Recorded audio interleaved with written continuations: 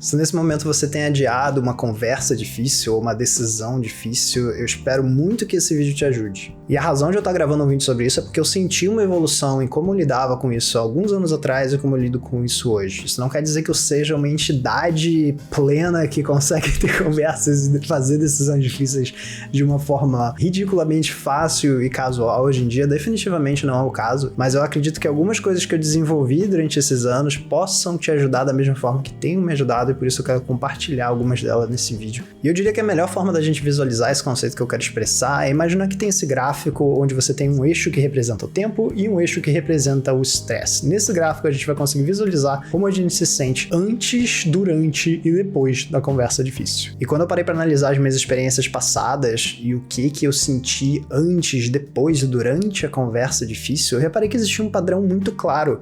Os meus picos de estresse, os picos de ansiedade, os momentos em que eu me senti muito mal não aconteceram durante a conversa ou a decisão difícil.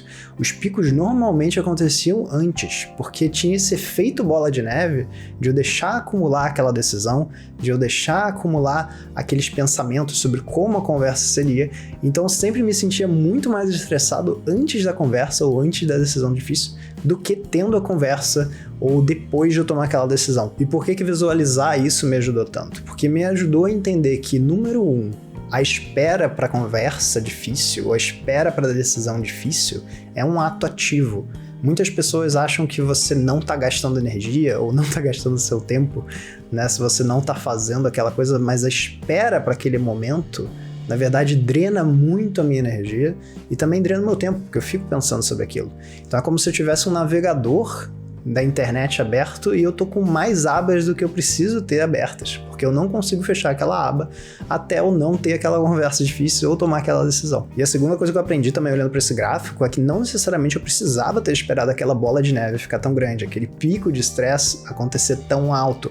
Aquilo poderia ter acontecido antes. Eu já tinha todas as informações que eu precisava para ter a conversa ou para fazer a decisão, mas eu preferia adiar, porque aquilo me assustava de alguma forma. E só para deixar claro, eu sei que isso é muito subjetivo, eu sei que existem muitos contextos diferentes, tem pessoas que ficam mais estressadas depois da conversa, durante a conversa e por aí vai, cada ser humano funciona de uma forma muito diferente. Porém, eu acho que essa visualização e a gente parar para olhar para as nossas experiências passadas e entender como a gente funciona é uma coisa que pode moldar muito como a gente vai lidar com as situações futuras em que a gente lida com isso. Então, o intuito principal desse vídeo é essa noção de que olhar para o passado e notar os nossos padrões de comportamento, como a gente se sentiu, misturado com uma visualização, né, que ajuda a gente a enxergar, pode ser maravilhoso para a gente ter ideias de como a gente vai lidar com isso no futuro. Isso não quer dizer que você do nada vai se transformar numa pessoa que tá super de boa para esse tipo de momento.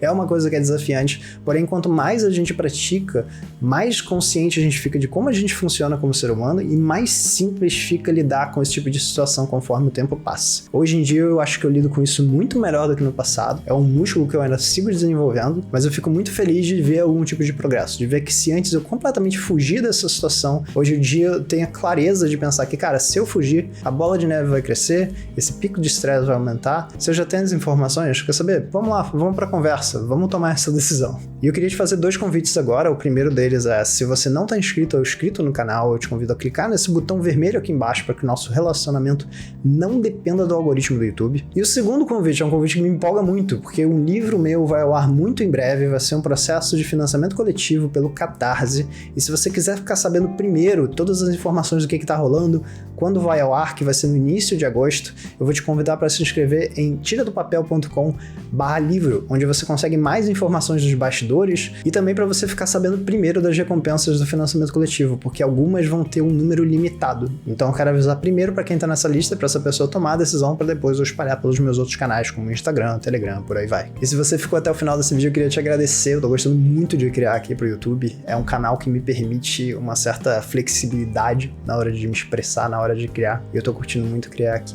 Então, muito obrigado e até semana que vem.